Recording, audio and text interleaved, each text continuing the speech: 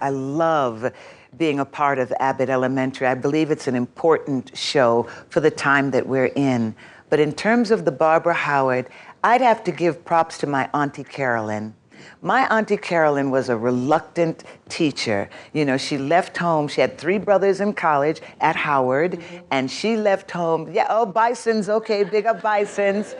She left home because it was time to leave home. And my grandfather brought her to Howard, and she said to her brothers, "What am I going to do?" And they said, "Teach. You're going to be a teacher."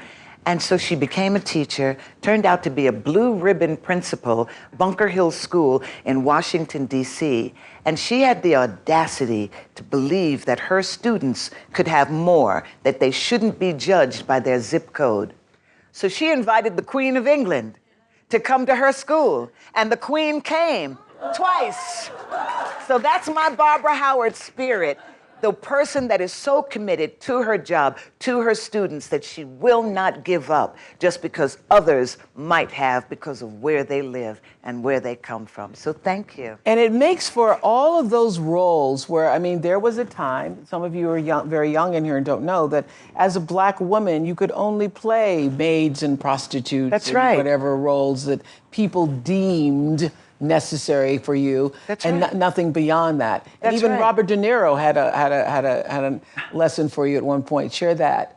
Robert De Niro and I were doing a movie called Mistress, and I played his mistress, and we were right in the middle of a great scene together.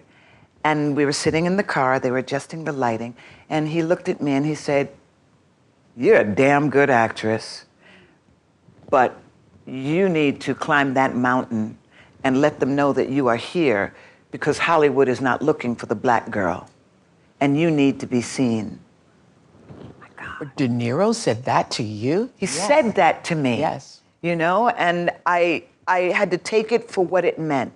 One, I had the talent, I had the ability, but I was in an industry at a time when their lens wasn't necessarily focused on me. They see you as a prostitute, they see you as the mistress, they see you as the housekeeper, they see you as not the leading lady. So that's why it feels so good to not only be a leading lady, but to have Quinta as the, what does that feel like for you, sitting in that seat, being able to have that young woman, 32 years old, orchestrate all of this? For me, Yeah. it says that every boulder that had to be moved, every hurdle that had to be jumped over, every time I had to use my voice to speak out for more, for women in general, but especially for Black women who were being shut out just because of the color of their skin.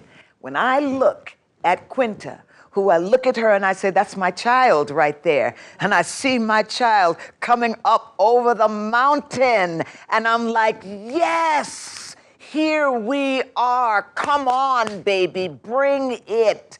And then when your child steps up to you and says, "You've got to come with me," oh my God. Does it get any better than that? And it does not. No. And I know that she's about it.